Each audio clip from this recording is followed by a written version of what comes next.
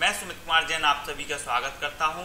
और इससे पहले मैं आपको बता दूं कि आप हमारे चैनल को सब्सक्राइब जरूर करें ताकि हमारे जो वीडियोज हैं वो आप तक लगातार पहुंचते रहें, जिसकी इन्फॉर्मेशन आप तक लगातार पहुंचते रहें। तो आपने हमारे चैनल को सब्सक्राइब कर लिया होगा और जो है हम आपको इसी तरह लगातार वीडियोस बनाते रहेंगे। आप हमें कमेंट में लिखकर जरूर बताएं कि हमारा वीडियोस आपको कैसा लगा, और आपको अगर हमारा वीडियो अच्छा लगा तो आप हमारे वीडियोस को लाइक और शेयर जरूर करें। और आप अपनी रिकमेंडेड भी दे सकते हैं कि सर इस प्रकार से क्वेश्चन बनाएं, और जो भी आपके सुझाव होंगे हम सुधार जरूर करेंगे और अच्छे से अच्छे वीडियोज बनाने का प्रयास करेंगे। तो दोस्तों आइए हम देखते हैं कि जो पहला क्वेश्चन है, सबसे बड़ी आंखें किस स्तनधारी प्राणी की होती हैं? सबसे बड़ी आंखें होती हैं इस हिरण की साहब। जो हिरण एक स्तनधारी प्राणी है जिसकी सबसे बड़ी आंखें होती हैं साहब। कितनी बड़ी होती हैं? बहुत बड़ी होती हैं। तो सभी जानवरों से, सभी स्तनधारियों से जो है सबसे बड़ी आंखें होती हैं हिरण की। आज कार्बन डाइऑक्साइड जिसे हम CO2 के उत्सर्जन में सर्वाधिक योगदान करने वाला देश कौन है? संयुक्त राज्य अमेरिका। कार्बन डाइऑक्साइड के उत्सर्जन में सबसे आगे कौन है साहब? वो है संयुक्त राज्य अमेरिका। संयुक्त राज्य अमेरिका आज सर्वाधिक कार्बन डाइऑक्साइड उत्सर्जित करने वाला देश माना जाता है। निम्नलिखित में से किस उद्योग में अभ्रक कच्चे माल के रूप में प्रयुक्त होता है? तो वो होता है साहब विद्युत। विद्युत जो है, विद्युत उद्योग में जो है अभ्रक को कच्चे माल के रूप में प्रयुक्त किया जाता है। नेक्स्ट क्वेश्चन, विद्युत प्रेस का आविष्कार किसने किया? तो विद्युत प्रेस का आविष्कार किया तो वो किया हेनरी सीले ने। हेनरी सीले ने विद्युत प्रेस का आविष्कार किया था। नेक्स्ट क्वेश्चन देखें, प्रेशर कुकर में खाना जल्दी पक जाता है क्योंकि प्रेशर कुकर के अंदर दाब अधिक होता है साहब। क्योंकि प्रेशर कुकर के अंदर दाब अधिक होता है। ये क्वेश्चन बार बार पूछा गया है। दाब बढ़ाने पर जल का क्वथनांक बढ़ता है। ये भी क्वेश्चन, दाब बढ़ाएं तो जल का क्वथनांक क्या हो जाता है? बढ़ता है। इसमें कंफ्यूजन ना हो। क्वेश्चन दाब क्या हो जाता, क्वथनांक क्या हो जाता है? बढ़ जाता है। प्रत्येक क्रिया के बराबर और विपरीत दिशा में एक प्रतिक्रिया होती है। यह न्यूटन का तीसरा नियम है। प्रत्येक क्रिया के बराबर और विपरीत जो है एक प्रतिक्रिया होती है, तो यह न्यूटन का कौन सा नियम है? वो है तीसरा नियम। तीसरा नियम है कि प्रत्येक क्रिया के बराबर व विपरीत दिशा में एक प्रतिक्रिया होती है। तांबा जिसे हम कॉपर भी कहते हैं का शत्रु तत्व कौन सा है? तो वो है साहब गंधक। शत्रु तत्व, तांबा का शत्रु तत्व है तो वो है गंधक। नेक्स्ट क्वेश्चन है, उगते व डूबते समय सूर्य लाल प्रतीत क्यों होता है? लाल रंग का प्रकीर्णन सबसे कम होता है। ये भी क्वेश्चन बार बार पूछा गया है। क्यों होता है? क्योंकि लाल रंग का जो प्रकीर्णन होता है वो सबसे कम होता है। लाल रंग का प्रकीर्णन सबसे कम होता है। तो उगते व डूबते समय सूर्य का जो रंग होता है वो लाल क्यों होता है? तो वो लाल इसलिए होता है क्योंकि उसका प्रकीर्णन क्या होता है? सबसे कम होता है। रेडियो एक्टिवता की खोज किसने की थी? तो रेडियो एक्टिवता की खोज की थी हेनरी बेकरल ने। हेनरी बेकरल ने जो है रेडियो एक्टिवता की खोज की थी। दो समतल दर्पण एक दूसरे से 60 अंश के कोण पर झुके हैं। इनके बीच रखी एक गेंद के बने प्रतिबिंबों की संख्या कितनी होगी? तो वो होगी साहब 5। 60 अंश के कोण पर झुके इनके बीच रखी एक गेंद के बने प्रतिबिंबों की संख्या कितनी होगी? तो वो होगी 5। नेक्स्ट क्वेश्चन देखें कि पानी के अंदर हवा का एक बुलबुला किस तरह बर्ताव करता है? पानी के अंदर हवा का एक बुलबुला किस तरह का बर्ताव करता है? तो एक अवतल लेंस जो बुलबुला होता है उसमें अवतल लेंस का काम करता है। उसमें हम देखते हैं कि हमारी तस्वीर उसमें दिखने लगती है। तो जो पानी का बुलबुला है वो अवतल लेंस का बर्ताव करता है। इकाइयों की समस्त व्यवस्थाओं में किस इकाई की मात्रा समान होती है? तो वो होती है विशिष्ट गुरुत्व की। इकाइयों की समस्त व्यवस्थाओं में किस इकाई की मात्रा समान होती है? विशिष्ट गुरुत्व की जो है समान होती है। यदि कोई मनुष्य समतल दर्पण की ओर 4 मीटर प्रति सेकंड की चाल से आ रहा है तो दर्पण में मनुष्य का प्रतिबिंब किस चाल से आता हुआ प्रतीत होगा? वो होगा 8 मीटर प्रति सेकंड। 8 मीटर प्रति सेकंड की दर से चाल से जो है प्रतीत होगा। कारों, ट्रकों और बसों में ड्राइवर की सीट के बगल में कौन सा दर्पण लगाया जाता है? ये भी क्वेश्चन बार बार पूछा जाता है। तो वो लगाया जाता है उत्तल दर्पण। कारों, ट्रकों और बसों में ड्राइवर की सीट के बगल में कौन सा दर्पण लगाया जाता है? तो वो लगाया जाता है उत्तल दर्पण। ऐसे तत्व जिनमें धातु और अधातु दोनों के गुण पाए जाते हैं वे क्या कहलाते हैं? उपधातु कहलाते हैं। ऐसे तत्व होते हैं जिनमें धातु और अधातु दोनों के गुण पाए जाते हैं, वे क्या कहलाते हैं? उपधातु कहलाते हैं। वनस्पति विज्ञान के जनक कौन है? वनस्पति विज्ञान के जनक है थियोफ्रेस्टस। वनस्पति विज्ञान के जनक कौन है साहब? थियोफ्रेस्टस। वनस्पति क्या कहलाती है? जो हमारी प्राकृतिक संपदा है उसे हम वनस्पति कहते हैं। और जो वनस्पति प्राकृतिक है वहाँ क्या रहता है साहब? शेर भी रहता है। तो एक बार क्या है, जंगल गए तो वहाँ एक शेर देखा, तो उन्होंने कहा कि शेर जा रहा, शेर जा रहा। क्या बोला? कि वो शेर जा रहा। तो कुछ लोग बोले कहाँ जा रहा, कहाँ? तो उसने कहा कि यहाँ, यहीं तो था। थियोफ्रेस्टस। क्या कहा? थियो साहब, यहीं थियो, अब कहीं छुप गया है, थियो। तो थियोफ्रेस्टस जो है वनस्पति विज्ञान के जनक हैं। निम्नलिखित में से किसमें ध्वनि की चाल सबसे अधिक होती है? तो वो होती है साहब इस्पात में सबसे अधिक ध्वनि की चाल होती है। एक व्यक्ति घूमते हुए स्टूल पर बाहें फैलाए खड़ा है, एकाएक वह बाहें सिकोड़ लेता है, तो स्टूल का कोणीय वेग क्या होगा? बढ़ जाएगा साहब। स्टूल का जो कोणीय वेग है वो क्या होगा? वो बढ़ जाएगा। चंद्रमा पर एक बम विस्फोट होता है, इसकी आवृत्त आवाज पृथ्वी पर सुनाई नहीं देगी। कि देगी? नहीं देगी साहब। चंद्रमा पर एक विस्फोट हो रहा है, उसकी आवाज पृथ्वी पर सुनाई नहीं देगी। चंद्रमा पर वायुमंडल न होने का क्या कारण है? वो है पलायन वेग। पलायन वेग ही एक कारण है जिसमें जो है चंद्रमा पर वायुमंडल ना होने की एक सबसे बड़ी जो है गतिविधि है। नेक्स्ट क्वेश्चन है कि यदि किसी सरल लोलक की लंबाई 4% बढ़ा दी जाए तो उसका आवर्तकाल 2% बढ़ जाता है। कितना बढ़ जाता है साहब? 2% बढ़ जाता है। ऐसी किसी लोलक की लंबाई 4% बढ़ा दी जाए तो उसका जो आवर्तकाल है वो 2% बढ़ जाता है। एक लड़की झूला झूल रही है, उसके पास एक अन्य लड़की आकर बैठ जाती है तो झूले का आवर्तकाल अपरिवर्तित रहेगा। झूले का जो है आवर्तकाल क्या हो जाता है? अपरिवर्तित ही रहेगा। हम रेडियो की घुंडी घुमाकर विभिन्न स्टेशनों के प्रोग्राम सुनते हैं, यह संभव है अनुनाद के कारण। क्या के कारण? अनुनाद के कारण संभव है। वेंचुरी मीटर से क्या ज्ञात करते हैं? वेंचुरी मीटर से ज्ञात करते हैं जल के प्रवाह की दर। वेंचुरी जो मीटर है उससे जल के प्रवाह की दर ज्ञात करते हैं वेंचुरी मीटर से। चौराहों पर पानी के फुहारे में गेंद नाचती रहती है क्योंकि पानी का वेग अधिक होने से दाब घट जाता है। चौराहों पर अगर पानी के फुहारे लगे हैं तो उसमें गेंद क्या होती है? नाचती रहती है, पानी का वेग अधिक होने के कारण। यदि द्रव्यमान परिवर्तित हुए बिना पृथ्वी अपनी वर्तमान त्रिज्या की सिकुड़कर आधी रह जाए तो दिन होगा 12 घंटे का। क्या होगा? द्रव्यमान परिवर्तित हुए बिना पृथ्वी अपनी वर्तमान त्रिज्या की सिकुड़कर आधी रह जाए तो दिन कितने घंटे का होगा? वो होगा 12 घंटे का होगा। यदि किसी पिंड को पृथ्वी से 11.2 किलोमीटर सेकंड के वेग से फेंका जाए तो पृथ्वी पर कभी नहीं लौटेगा वह पिंड। कितनी स्पीड से फेंका जाए? 11.2 किलोमीटर प्रति सेकंड की स्पीड से अगर फेंका जाता है तो वह पिंड जो है पृथ्वी पर कभी नहीं लौटेगा। उपग्रह में समय ज्ञात करने के लिए अंतरिक्ष यात्री को क्या प्रयोग करना चाहिए? उपग्रह में अगर समय ज्ञात करना है तो अंतरिक्ष यात्री को क्या प्रयोग करना चाहिए? तो स्प्रिंग घड़ी प्रयोग करनी चाहिए। यदि पृथ्वी की त्रिज्या 1% कम हो जाए किंतु द्रव्यमान वही रहे तो पृथ्वी तल का गुरुत्वीय त्वरण 2% घट जाएगा। साहब जो गुरुत्वीय त्वरण होता है पृथ्वी तल का वो 2% घट जाएगा।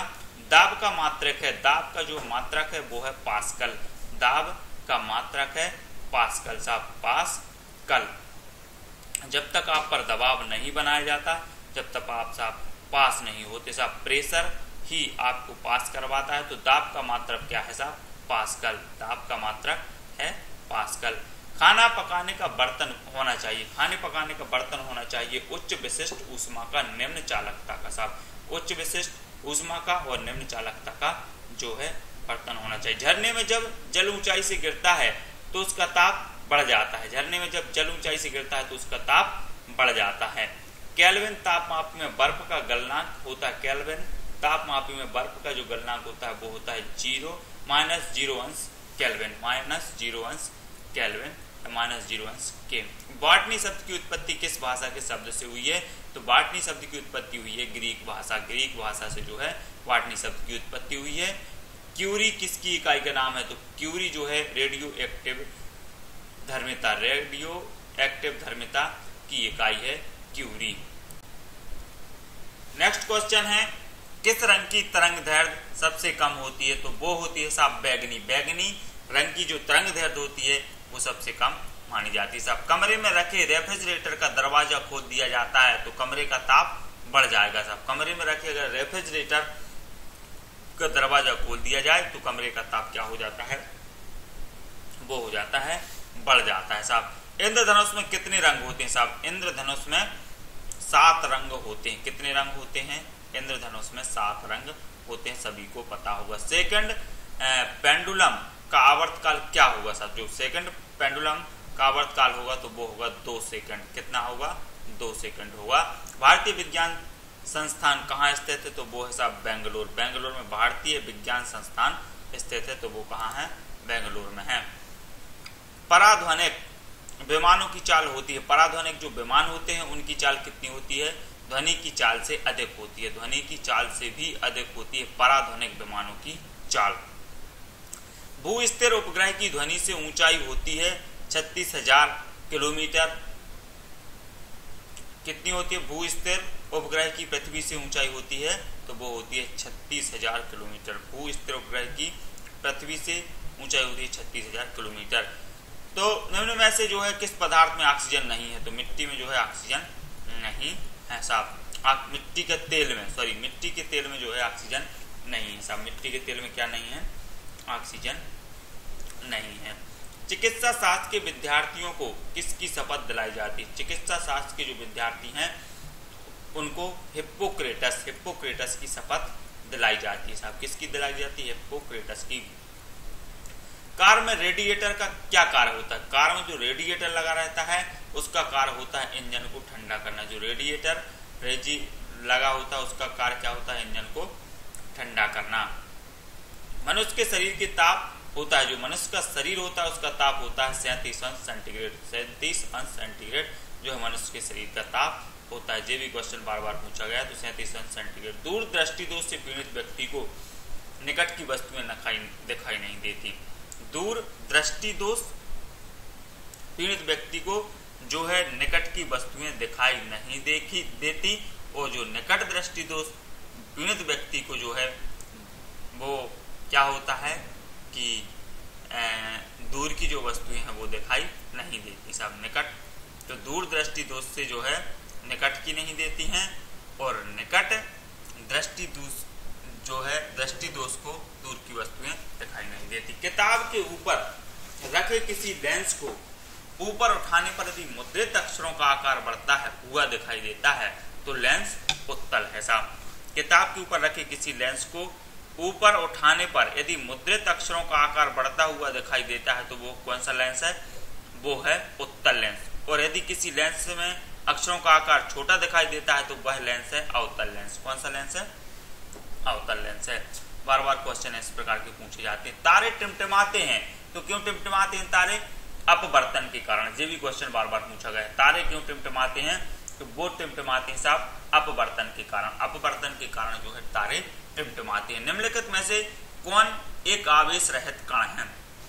तो जो न्यूट्रॉन होता है वो आवेश रहित कण होता है साहब। जो न्यूट्रॉन आवेश रहित कण होता है। पौधों की आंतरिक संरचना का अध्ययन कहलाता है। जो पौधों की आंतरिक संरचना का अध्ययन कहलाता है वो कहलाता है शारीरिकी। शारीरिकी आंतरिक संरचना का अध्ययन कहलाता है पौधों का जो शारीरिकी का अध्ययन करेंगे तो वो शारीरिकी कहलाएगी साहब। निम्नलिखित में से किस रंग का अपवर्तनांक सबसे अधिक होता है? तो अपवर्तनांक होता है बैगनी का। बैगनी का जो है अपवर्तनांक सबसे अधिक होता है। स्वच्छ जल से भरे तालाब की गहराई 3 मीटर प्रतीत होती है। जो स्वच्छ जल से भरे तालाब की गहराई 3 मीटर प्रतीत होती है। यदि हवा के सापेक्ष जल का अपवर्तनांक 4/3 हो जाता है तो तालाब की वास्तविक गहराई क्या होगी? तो वो होगी साहब 4 मीटर। कितनी होगी? 4 मीटर होगी। लेंस की क्षमता का मात्रक क्या है? लेंस की अगर क्षमता आपको नापना है तो उसका मात्रक है डायोप्टर। क्या है? डायोप्टर। डायोप्टर जो है लेंस की क्षमता का मात्रक माना जाता है। रडार की कार्य प्रणाली निम्न सिद्धांत पर आधारित है। तो वो है साहब रेडियो तरंगों के परावर्तन पर आधारित। रेडियो तरंगों के परावर्तन के आधार पर आधारित है साहब। न्यूटन की गति के नियमों के अनुसार निम्न में से कौन सा कथन सत्य है? न्यूटन की गति के नियमों के अनुसार तो वो है द्वितीय नियम से बल की परिभाषा ज्ञात की जाती है। जो द्वितीय नियम है न्यूटन का, उससे क्या होता है? बल की गति की परिभाषा ज्ञात की जाती है। किसी पिंड के उस गुणधर्म को क्या कहते हैं जिससे वह सीधी रेखा में विराम या एक समान गति की स्थिति में किसी भी परिवर्तन का विरोध करता है? तो वो कहलाता है साहब जड़त्व का नियम। जड़त्व का नियम किसी पिंड के उस गुणधर्म को क्या कहते हैं जिसमें वह सीधी रेखा में विराम या एक समान गति की स्थिति में किसी भी परिवर्तन का विरोध करता है? तो वो कहलाता है साहब जड़त्व का नियम कहलाता है, क्योंकि वो एक स्थान पर क्या है? स्थिर है, और अगर किसी प्रकार का जो परिवर्तन किया जाता है तो उसका विरोध करता है, तो वो है जड़त्व का नियम। लेसर निम्न सिद्धांत पर कार्य करती है। जो लेसर है वो निम्न सिद्धांत पर कार्य करती है, तो वो करती है विकिरण का उद्दीप्त उत्सर्जन। विकिरण के उद्दीप्त उत्सर्जन के सिद्धांत पर कार्य करती है लेसर। नेक्स्ट क्वेश्चन है कि दलदल में फंसे व्यक्ति को लेट जाने की सलाह दी जाती है क्योंकि क्षेत्रफल अधिक होने से दाब कम हो जाता है। क्षेत्रफल अधिक होने से दाब क्या हो जाता है? कम हो जाता है। बर्फ के टुकड़ों को आपस में दबाने पर टुकड़े आपस में चिपक जाते हैं क्योंकि दाब अधिक होने से बर्फ का जो गलनांक होता है वो घट जाता है साहब, है ना। नेक्स्ट क्वेश्चन है कि मोटर कार में शीतलन तंत्र किस सिद्धांत पर कार्य करता है? जो मोटर कार में शीतलन तंत्र वो किस सिद्धांत पर कार्य करता है? तो वो करता है केवल संवहन के सिद्धांत, केवल संवहन के सिद्धांत पर कार्य करता है। नेक्स्ट क्वेश्चन देखें कि जीवित प्राणियों के शरीर में होने वाली कौन सी एक प्रक्रिया पाचक प्रक्रिया है? तो वो है प्रोटीनों का एमिनो अम्लों में विघटन। जो प्रोटीन होते हैं उनका एमिनो अम्ल में विघटन होता है, वो प्रक्रिया कहलाती है पाचक प्रक्रिया। एक टेलीविजन में दूरस्थ नियंत्रण के लिए किस प्रकार की विद्युत चुंबकीय विकिरण का उपयोग किया जाता है? तो वो किया जाता है हर्ट्ज या लघु रेडियो तरंग। हर्ट्ज या लघु रेडियो तरंगों का प्रयोग किया जाता है। मीथेन जिसके वायुमंडल में उपस्थित है वह कहलाता है बृहस्पति। मीथेन जिसके जो है वायुमंडल में उपस्थित है वह है बृहस्पति। प्रोटीन के पाचन में सहायक एंजाइम है। प्रोटीन के पाचन में सहायक एंजाइम है तो वो है ट्रिप्सिन। ट्रिप्सिन जो है प्रोटीन के पाचन में सहायक एंजाइम होता है ट्रिप्सिन। उन देशों में जहां के लोगों का मुख्य खाद्यान्न पॉलिश किया हुआ चावल है, लोग पीड़ित होते हैं बेरी से। उन देशों में जहां के लोगों का मुख्य खाद्यान्न पॉलिश किया हुआ चावल है, तो वे लोग किस रोग से पीड़ित हो जाते हैं? वे हो जाते हैं बेरी से। मांसपेशियां में निम्नलिखित में से किसके एकत्र होने से थकान होती है? तो लैक्टिक अम्ल। जो लैक्टिक अम्ल होता है उसके एकत्रित होने से क्या हो जाती है? थकान हो जाती है। प्रकाश वर्ष होता है। प्रकाश वर्ष एक वर्ष में प्रकाश द्वारा तय की जाने वाली दूरी होती है। प्रकाश वर्ष होता है एक वर्ष में प्रकाश द्वारा तय की जाने वाली दूरी। नेक्स्ट क्वेश्चन देखें कि समुद्र की गहराई नापने के लिए कौन सा उपकरण प्रयोग किया जाता है? तो वो किया जाता है फेदोमीटर। सबसे ज्यादा प्रश्न पूछा जाता है समुद्र की गहराई नापने के लिए कौन सा उपकरण प्रयोग किया जाता है? फेदोमीटर। जो फेदोमीटर है वो समुद्र की गहराई नापने के लिए उपयोग किया जाता है। कंप्यूटर की आईसी चिप्स किस पदार्थ की बनी होती है? तो वो बनी होती है साहब सिलिकॉन की। सिलिकॉन की बनी होती है कंप्यूटर की आईसी चिप्स। वह काल्पनिक रेखा जो फोकस एवं पोल से गुजरते हुए गोलकार दर्पण पर पड़ती है वह कहलाती है मुख्य अक्ष। क्या कहलाती है? मुख्य अक्ष कहलाती है। अगर किसी वस्तु का फोकस अवतल दर्पण पर पड़ता है तो उसकी छाया कैसी बनेगी? अनंत बनेगी साहब। कैसी बनेगी? अनंत बनेगी। नेक्स्ट क्वेश्चन देखें कि वह धातु जो अम्ल एवं क्षार के साथ क्रिया करके हाइड्रोजन निकालती है क्या कहलाती है?